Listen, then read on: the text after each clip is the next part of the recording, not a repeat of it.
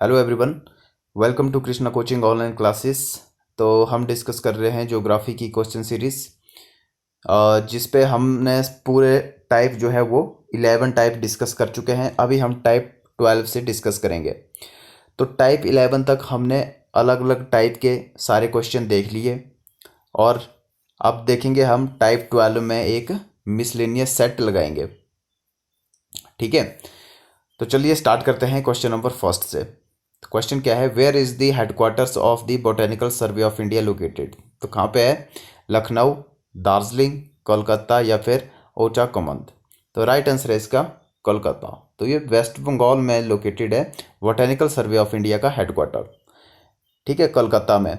दार्जिलिंग भी आपको पता है वेस्ट बंगाल में है। और दार्जिलिंग फेमस किस लिए है? दार्जिलिंग एक टूरिस्ट प्लेस है और ये अपनी चाय के लिए फेमस है।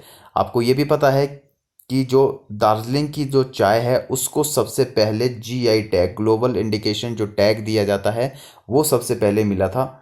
तो ये भी आपने याद रखना है कि किसको सबसे पहले जीआई टैग दिया गया, वो है दार्जिलिंग चाय। ओके, तो देखो, the botanical survey of India, जिसको बीएसआई बोला जाता है, is an institution set up by the government of India in 1887 to survey the plant resources of the Indian empire. ठीक है, तो इसलिए इसको सेटअप किया गया था। और कब किया गया था? 1887 में। The botanical survey was formally instituted on 13 February 1890 under the direction of sir George King, who had been superintendent of royal botanical garden. ठीक है, कलकत्ता 1871। तो after independence survey was drawn for the much needed investigation of the country's rich floral resources. तो अभी आपको पता है यहाँ पे फ्लोरा और फौना से रिलेटेड जो है इंडिया काफ़ी रिच है। एंड डॉक्टर के Janaki Ammal was appointed officer on special duty. कब किए गए थे? 1952 में। The recognisation plant was finally approved by the government of the India. ठीक है, by Calcutta as the headquarter of the botanical survey of India. तो ये जर्नी रही है बोटेनिकल सर्वे की, कि कब स्टार्ट हुआ और कहाँ से कहाँ तक ये पहुंचा। तो मेन आपको हेडक्वार्टर इसका याद रखना है, और जो फर्स्ट सेटअप डेट थी इसकी 87 की, वो आपने याद रखनी है। नेक्स्ट क्वेश्चन पे चलते हैं। Where is Indian institute of petroleum located. तो कहाँ पे है? विशाखापट्टनम, दिल्ली, देहरादून या फिर चेन्नई। तो राइट आंसर है इसका देहरादून। उत्तराखंड में ये लोकेटेड है। इंडियन फॉरेस्ट इंस्टीट्यूट भी आपको पता है देहरादून में। तो देखो, the Indian institute of petroleum कब इस्टेब्लिश हुआ था? 1960 में। Is one of the constituent laboratories of the council of scientific and industrial research. तो CSIR की फुल फॉर्म भी आपने याद रखनी है। Dedicated to R&D in the hydrocarbon sector, spread over a campus of 257 acre. ठीक है, it is situated in Dehradun, the capital of Uttarakhand. और नैनीताल हाईवे, यह हाईवे है establish through the act of parliament. तो कब इसको इस्टेब्लिश किया गया था? 1959 में। It is started in new Delhi in 1960 and finally in Dehradun. तो ये भी आपको याद रखना है कि दिल्ली में भी इसको स्टार्ट किया गया था 1960 में, लेकिन उसके बाद फिर इसको शिफ्ट कब किया गया? 1963 में, जो अभी प्रेजेंटली है देहरादून में। ओके, तो नेक्स्ट क्वेश्चन पे चलते हैं। Which city were first connected by the STD service. तो STD सर्विस आपको पता है, सब्सक्राइबर ट्रंक डायलिंग जिसको बोला जाता है। तो कौन सी सिटी थी जो सबसे पहले कनेक्ट हुई थी? दिल्ली एंड मुंबई, या दिल्ली एंड कलकत्ता, कानपुर एंड दिल्ली, या कानपुर एंड लखनऊ। तो राइट आंसर है इसका कानपुर एंड लखनऊ, जो कि यूपी की दो मेजर सिटी हैं। तो देखो, STD service commission between Kanpur and Lucknow in 1960 में ये कमीशन की गई थी। और सब्सक्राइबर ट्रंक डायलिंग इसको बोला जाता है। Service started in 1960, is now available is more than 19,000 station in the country. All the district headquarters are more than 97% of the subdivisional headquarters of the having STD facility. ठीक है, तो international subscribe dialling ISD जिसको बोला जाता है, service started in 1976 between Mumbai and London. तो ये भी आपने याद रखना है, जो ISD है वो कहाँ से कहाँ तक और कब स्टार्ट की गई थी। ठीक है, और जो STD है वो कौन सी दो मेजर सिटी है और कहाँ कितने सन में, वो 1960 में उनको स्टार्ट कर दिया गया था। तो STD और ISD के बारे में आपको पता होना चाहिए, क्योंकि अब ये चालू नहीं, आपको पता है मोबाइल का जब से ज़माना आ गया है तब से ISD और STD जो बूथ होते थे पहले, उनकी कनेक्टिविटी अब कम हो गई है।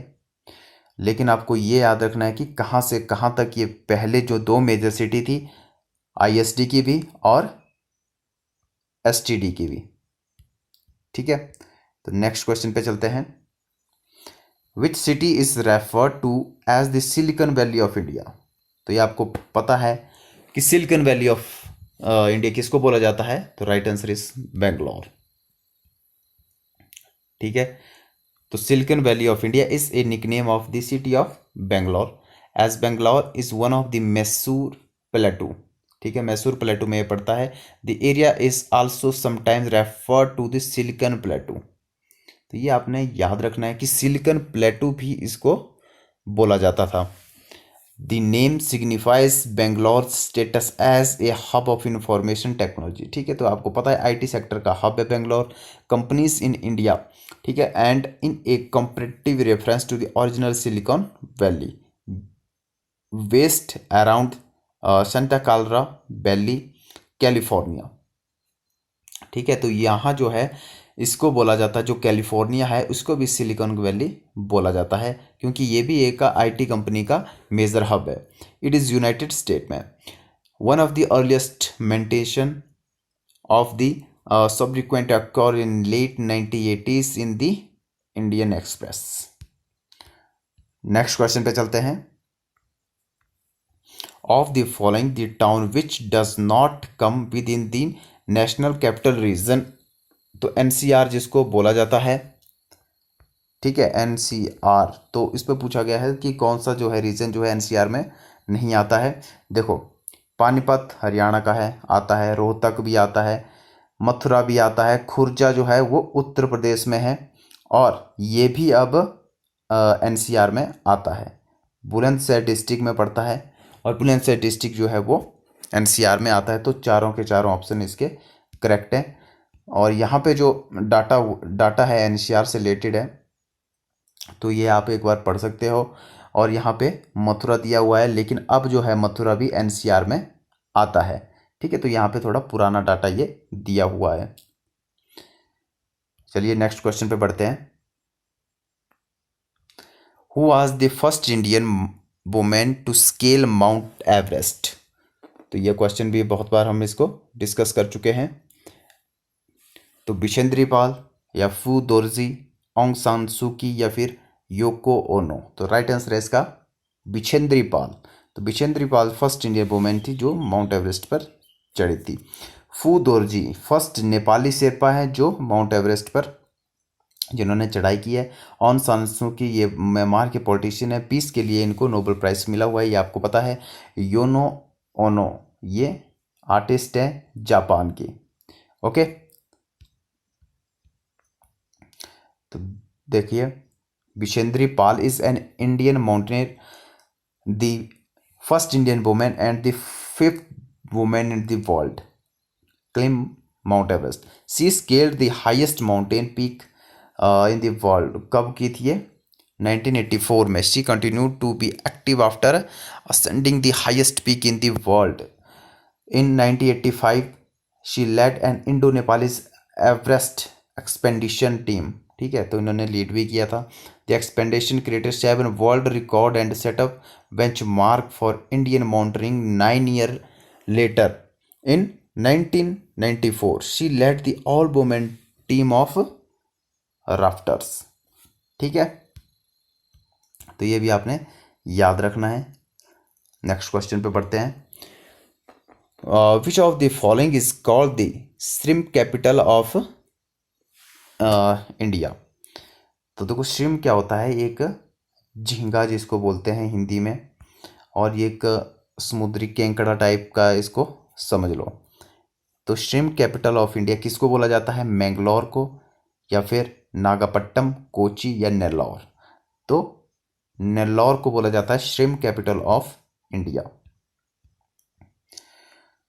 तो देखो Andhra Pradesh and Tamil Nadu have developed shrimp in a big way.